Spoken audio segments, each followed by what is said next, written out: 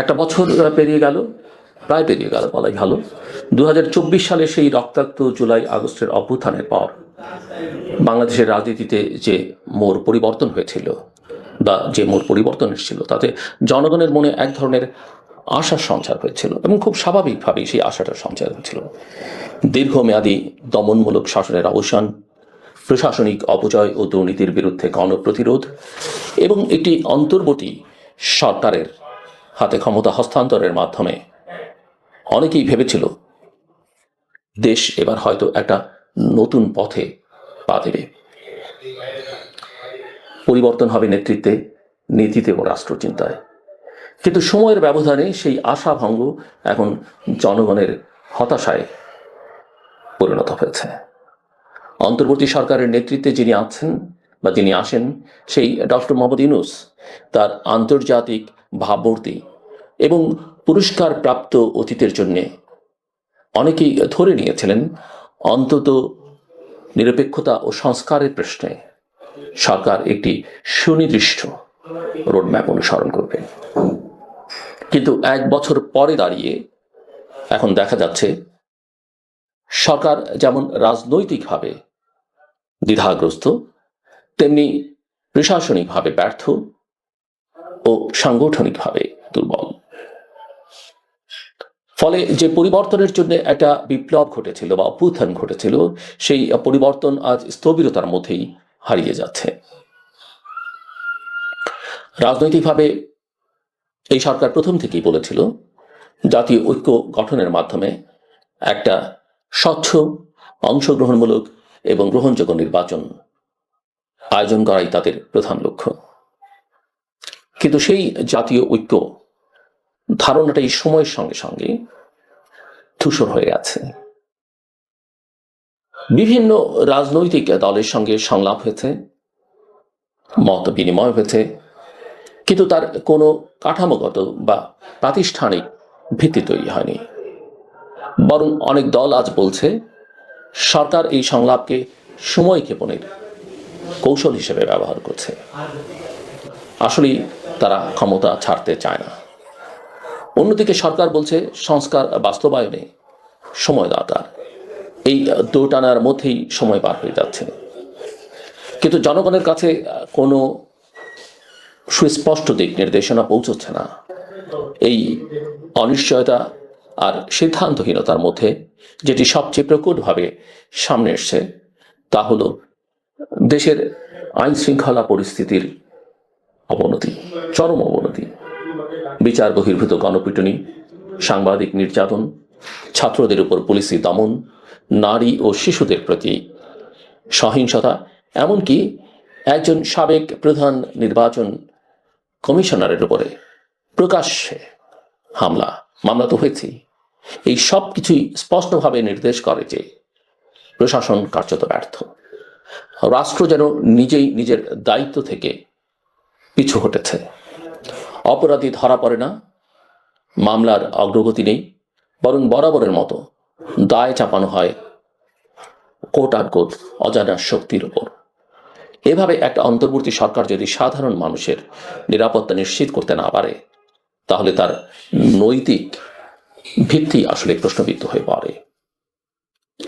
এই পরিস্থিতিতে বিরোধী রাজনৈতিক শক্তিগুলোর কাছ থেকে একটি সুসংগঠিত ও যৌক্তিক অবস্থান প্রত্যাশিত ছিল। কিন্তু বাস্তবতা হলো আওয়ামী লীগের পতনের পর যেভাবে রাজনৈতিক শূন্যতা তৈরি হয়েছে তা পূরণে কেউই কার্যকর ভূমিকা রাখতে পারেনি। বাংলাদেশ জাতীয়তাবাদী দল বিএনপি দীর্ঘ সময় ধরে নেতৃত্বের সংকটে ভুগছে।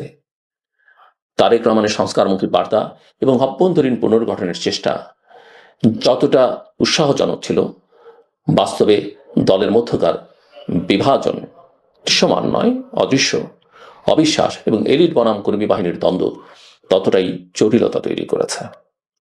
আর জাতীয় নাগরিক পার্টি, যারা বিকল্প শক্তি হিসেবে আত্মপ্রকাশ করেছিল, তারাও এখন নানা বিতর্কে নিমজ্জিত। ধর্মীয় উগ্রতার সঙ্গে ঘনিষ্ঠতা, নারী বিরোধী অবস্থান ও অভ্যন্তরীণ দ্বিধাদ্বন্দ্ব, এসব তাদের রাজনৈতিক ভবিষ্যৎকে অনিশ্চিত করে তুলেছে। রাজনৈতিক এই অস্থিরতা ও নেতৃত্বহীনতার ফাঁকে আবার মাথা চারা দিয়ে উঠছে ধর্মভিত্তিক গোষ্ঠীগুলো।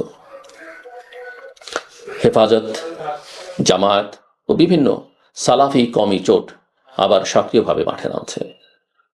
তারা একদিকে যেমন নিজেদের আন্দোলনের উত্তরাধিকারী হিসেবে তুলে ধরছে, অন্যদিকে সংস্কারের নামে দেওয়া বহু প্রস্তাবের বিরুদ্ধেও অবস্থান নিচ্ছে। এসব গোষ্ঠীর প্রতি সরকারের নীরবতা বা মাঝে মাঝে কৌশলগত নমনীয়তা ভবিষ্যতের জন্য নতুন বিপদ ডেকে আনতে পারে। কারণ একবার যদি মৌলবাদ রাজনৈতিক প্রক্রিয়ায় বৈধতা পেয়ে যায়, তাহলে ভবিষ্যতের কোনো সরকারই আর তাদের প্রতিহত করতে পারবে না। সরকার যেসব বিষয়ে সংস্কারের ঘোষণা দিয়েছিল, সংবিধান সংশোধন, অনুচ্ছেদ 70 বাতিল, তত্ত্বাবধায়ক রূপরেখা, রাজনৈতিক দলের নিবন্ধন প্রক্রিয়া সহজীকরণ, ছাত্র রাজনীতির নীতিমালা, সংসদীয় কমিটির জবাবদিহিতা, নারীদের জন্য আসন সংরক্ষণ এবং স্থানীয় সরকারের ক্ষমতায়ন, তার কোনোটি এখনো বাস্তবায়নের পথে অগ্রসর হয়নি। জাতীয় সংস্কার কমিশন একটি আড়ম্বরপূর্ণ ঘোষণার মধ্যেই সীমাবদ্ধ থেকেছে। জনগণ দেখতে পাচ্ছে না কোনো কার্যকর ফলাফল, বরং প্রতিটা ইস্যুতে দ্বিধা, বিলম্ব ও অগ্রাধিকারের অভাব স্পষ্ট হয়ে উঠছে।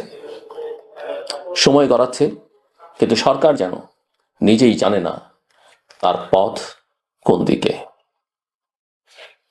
এই ধরনের রাজনৈতিক অস্থিরতা ও প্রশাসনিক ব্যর্থতা আন্তর্জাতিকভাবে বাংলাদেশের অবস্থানকেও দুর্বল করে তুলছে। যুক্তরাষ্ট্র, ইউরোপীয় ইউনিয়ন, চীন, ভারত প্রত্যেকেই আলাদা দৃষ্টিকোণ থেকে পরিস্থিতি পর্যবেক্ষণ করছে। যুক্তরাষ্ট্র স্পষ্ট বার্তায় বলছে, অবাধ নির্বাচন চাই। ভারত প্রকাশ্যে মুখ না খুললেও অভ্যন্তরীণ স্তরে উদ্বিগ্ন। চীন সুযোগ নিচ্ছে কৌশলগত সম্পর্ক দৃঢ় করতে, আর আরব বিশ্ব ধর্মীয় ঐক্যের দোহাই দিয়ে নিজের প্রভাব খাটাতে চাচ্ছে।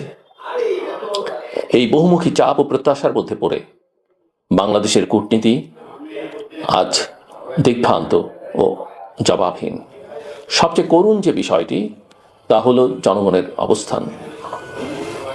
তারাই ছিল সেই পরিবর্তনের শক্তি, যারা রাজপথে নেমে এসেছিল, রক্ত দিয়েছিল, চিৎকার করেছিল একটি গণতান্ত্রিক রাষ্ট্রের জন্য।